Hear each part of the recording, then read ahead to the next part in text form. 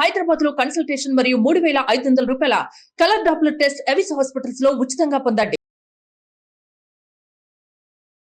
Hi hello నమస్తే, welcome back to SumanTV. ప్రస్తుతం అంతా పాటు ఉన్నారు family counsellor, motivational speaker, public speaker Rajani Rama గారు. నమస్తే మ్యామ్. నమస్తే Naveena. Ma'am, wife and husband రిలేషన్లో అసలు పెద్ద మిస్టేక్ అంటే కమ్యూనికేషన్ పరంగా చూసుకున్నా, కోఆర్డినేషన్ పరంగా చూసుకున్నా చేసేటటువంటి పెద్ద మిస్టేక్ ఒకటి ఉంది అంటే ఏం చెప్తారు మేడం మీరు? మీరే అన్నారు కదా కోఆర్డినేషన్, అది లేకపోవడం వల్లనే అది ఉండదు సాధారణంగా. ఇప్పుడు ఏంటంటే సినిమాల్లో ఎన్నో చూపిస్తున్నారు, రిలీజ్ అయిన ప్రతి సినిమా చూడాలి. కొంతమంది, అందరూ కాదు, కొన్ని సినిమాలైనా చూస్తుంటారుగా, ప్రతిదీ చూడకపోయినా.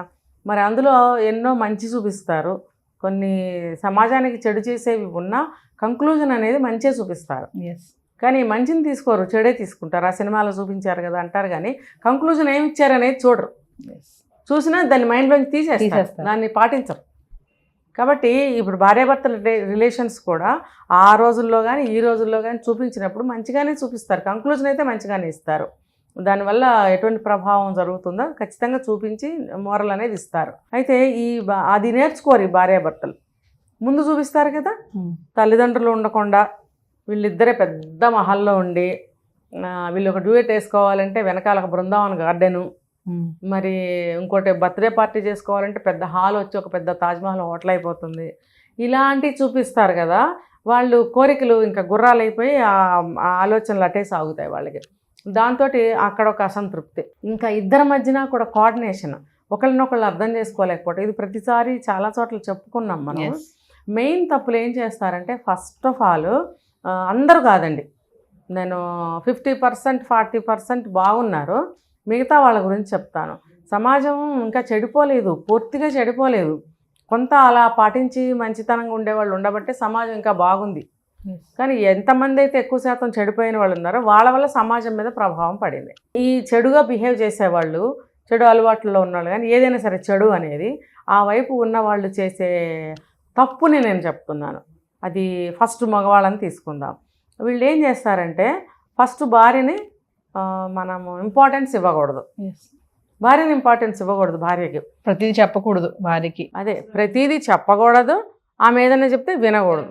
భార్య చెప్తే అసలు వినకూడదు. పెళ్లి టైంలో తనకన్నా ఎక్కువ చదువుకున్న అమ్మాయిని యాక్సెప్ట్ చేసి పెళ్లి చేసుకోవడానికైతే సిద్ధపడతాడు. మరి ఏ కారణంతో పెళ్లి చేసుకున్నాడు అనేది అతనికే అర్థం అవ్వాలి. ఒకవేళ అమ్మాయి మంచి ఉద్యోగం చేస్తే మంచి శాలరీ వస్తుంది, నా శాలరీకి తన శాలరీ తోడైతే ఇల్లు బాగా గడుస్తుంది అన్న ఆలోచనతో చేసుకుంటాడా? అయితే మాత్రమే ఉంది, తను బాగా చదువుకుంటే నష్టమే ఉంది, మా పిల్లలకి మంచి చదువు చెప్తుంది కదా, చదువు మా ఇద్దరి మధ్యన సమస్య తేదు అనుకొని చేసుకుని ఉండొచ్చు.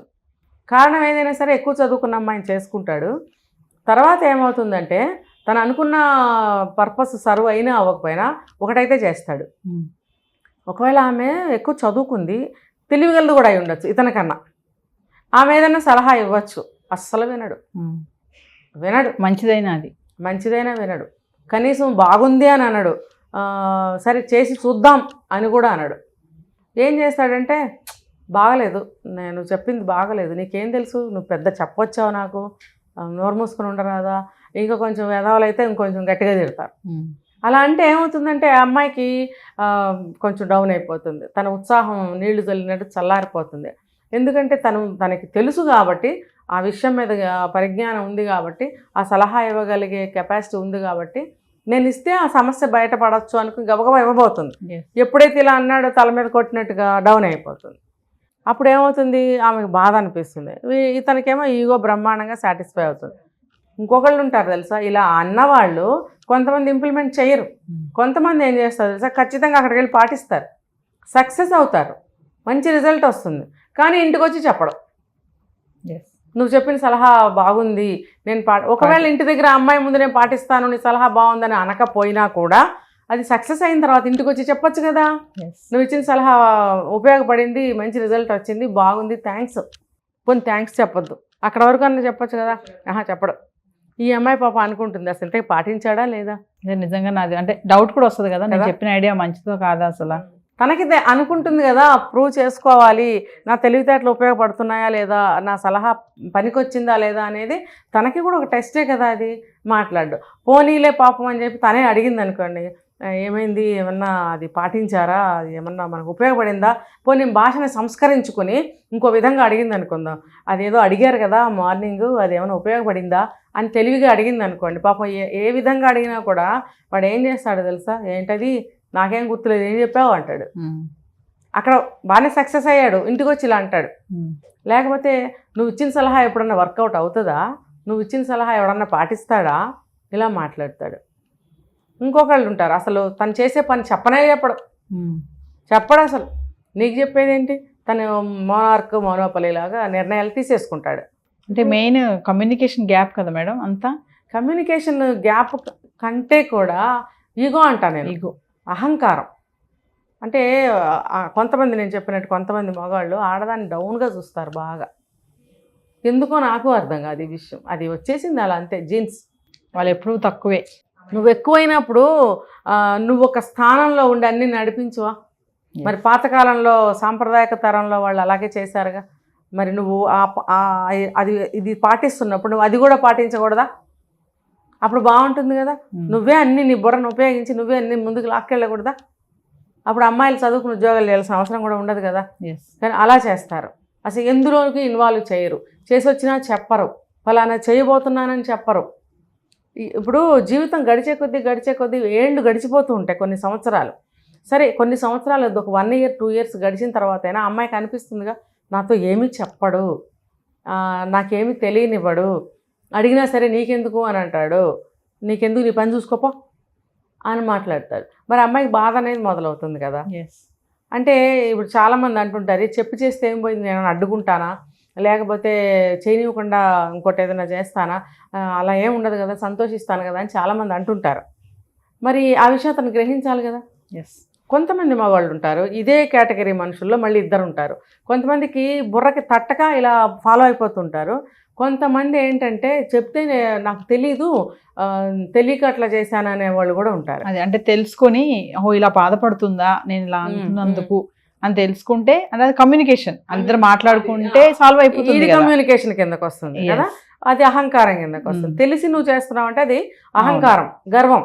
అంటే ఇలా తెలుసుకుంటా ఉన్నారంటారు మేడం అలాంటి చాలా తక్కువ మంది ఉంటారు. ఇట్లా అంటే ఓహో ఇలా బాధపడుతుందా నేను ఇలా అంటున్నందుకు అని తెలుసుకొని ఇద్దరు కూర్చొని మాట్లాడుకుని అంత అది ఉందా అసలు. థర్డ్ కేటగిరీ చెప్తా, థర్డ్ కేటగిరీ ఉన్నారు ఇందులో. వాళ్ళేంటో తెలుసా, మరి నువ్వు నాకు ఎందుకు చెప్పలేదు, నువ్వు చెప్తే నేను చెప్పేవాడిగా, అంటే నేను నాకు చెప్పు అంటే నీకు తెలియదు నువ్వు నాకు చెప్పాలని. వీళ్ళ కేటగిరీ ఎక్కువ ఉంటారు. వీళ్ళని ఏం చేయాలంటే తిరగేసి నరకాలనిపిస్తుంది, అతి తెలివితేటలు అన్నమాట. అంటే ఆ సమస్యను తప్పించుకోవడానికి, ఎస్కేపింగ్. నువ్వు చెప్పొచ్చు కదా, ఓహో ఇది నేను తప్పు మాట్లాడాలని చెప్తే ఏమవుతుంది అని కూడా అడుగుతారు కదా. ఇప్పుడు ఈ దొంగలు కూడా తొందరలోనే బయటపడతారు. నువ్వు ఇప్పుడు అన్నావు, నెక్స్ట్ టైం నువ్వు గుర్తు చేయలేదు నాకు చెప్పలేదు అన్నాడు కదా, నెక్స్ట్ టైం గుర్తు చేస్తుంది, అప్పుడు కూడా చేయడు, మళ్ళీసారి గుర్తు చేస్తుంది, అప్పుడు చేయడు. ఇలా కొన్నిసార్లు జరిగిన తర్వాత నీ బుద్ధి ఏంటో అర్థం అవటం లేదా, నాకు తెలీదు, నాకు గుర్తులేదు, నువ్వు చెప్పొచ్చు కదా, లేకపోతే నువ్వు చెప్పలేదు కదా అని అన్నప్పుడు 10 సార్లు చెప్పిన తర్వాత కూడా నువ్వు అదే పని చేస్తే నిన్నేమనాలి. అంటే నువ్వు కావాలనే చేస్తున్నావు కదా, అంటే నువ్వు అమ్మాయికి చెప్పకూడదనే కదా నీ ఉద్దేశం. కొంతమంది ఉంటారు కొంచెం పరివర్తన తెచ్చుకుని నిజమేనండి అని అంటారు అని కొంచెం మార్చుకోవడానికి ప్రయత్నించేవాళ్ళు, పాపం వాళ్ళు నిజంగానే తెలియకపోవచ్చు, వాళ్ళు మారారు అనుకోండి, వాళ్ళకి నిజంగానే తెలియదని మనం అనుకోవాలి. కానీ ఏది ఏమైనా సరే ఏదో ఆఫీస్లో ఏమన్నా సంగతులు అనుకోండి, కొన్ని చెప్పకపోయినా భార్యకు వచ్చిన ఇబ్బంది ఏమీ లేదు. ఇద్దరికి సంబంధించినవి, పిల్లలకి సంబంధించినవి, ఇంటికి సంబంధించినవి, ఆస్తులకు సంబంధించినవి, అప్పులు కానీ లేకపోతే వచ్చే డబ్బుల సంగతి కానీ, మనం తీర్చవలసిన అప్పుల సంగతులే కానీ, ఏదైనా సరే భార్యకి కొన్ని చెప్పాలి. సడన్గా ఆ వ్యక్తికి ఏమన్నా అయిందనుకోండి, అప్పులు వాళ్ళు వచ్చి ఇంటి మీద పడతారు, అంతే కదా. మరి అలాంటప్పుడు భార్యకి ఎందుకు చెప్పకుండా ఉండాలి. భార్య అంటే సగభాగం అంటారు, కనీసం బాధ్యతల్లో పాలు నీళ్ళలాగా కలిసి ఉండాలి, పాలు పంచుకోవాలి ప్రతిదాన్ని అని పెళ్లిలో చెప్తారు. మరి దానికి అర్థం ఏంటి? పెళ్లిలో నువ్వు కూడా ప్రమాణం చేసావుగా, చేసినప్పుడు నువ్వు అది ఎక్కడ నువ్వు గుర్తుపెట్టుకున్నావు? ఒకసారి కాకపోతే ఒకసారైనా, ఒకటి కాకపోతే ఒకటైనా చెప్తున్నావా? అంటే పెద్ద మిస్టేక్ ఏంటంటే వైఫ్ అండ్ హస్బెండ్ కూడా ఈ కోఆర్డినేషన్ సరిగ్గా లేకపోవడం వల్ల ఇష్టపడరండి. కోఆర్డినేషన్ సరిగ్గా లేకుండా అనేది కొంత శాతం వరకే, అసలు ఇష్టపడరు, దాన్ని అక్కడే ఉంచాలి. అదే ఎంబీబీఎస్ ఎండి డాక్టర్ అయినా సరే ఆ డాక్టర్ని అక్కడే పెట్టాలి. కోఆర్డినేట్ అవ్వడానికి కూడా ఇష్టపడరు. ఆహా, నువ్వు డాక్టర్ అయితే ఏంటి, యాక్టర్ అయితే ఏంటి, నువ్వు ఆడదానివి కదా, నువ్వు నాకు పెళ్ళానివి కదా అంటాడు. మరి ఆ ఎక్కువేంటో ఈ తక్కువేంటో సందర్భానుసారంగా ఇద్దరు కూడా ప్రవర్తించుకుంటూ ముందుకెళ్ళాలి.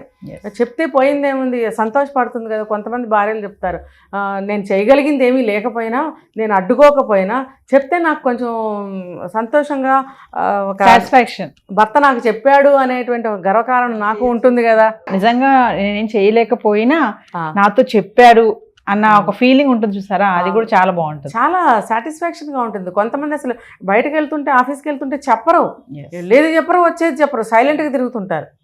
పాపం వాళ్ళు వెతుక్కుంటూ ఉంటారు, ఏంటి ఏదో చప్పుడైంది, వచ్చాడైనా భోజనం పెట్టాలా, లేకపోతే తలుపు చప్పుడైంది బయటకు వెళ్ళాడా, ఎందుకు చెప్పరండి అసలు? అంత పొగరేంటి? భార్యకి చెప్పరా మీరు?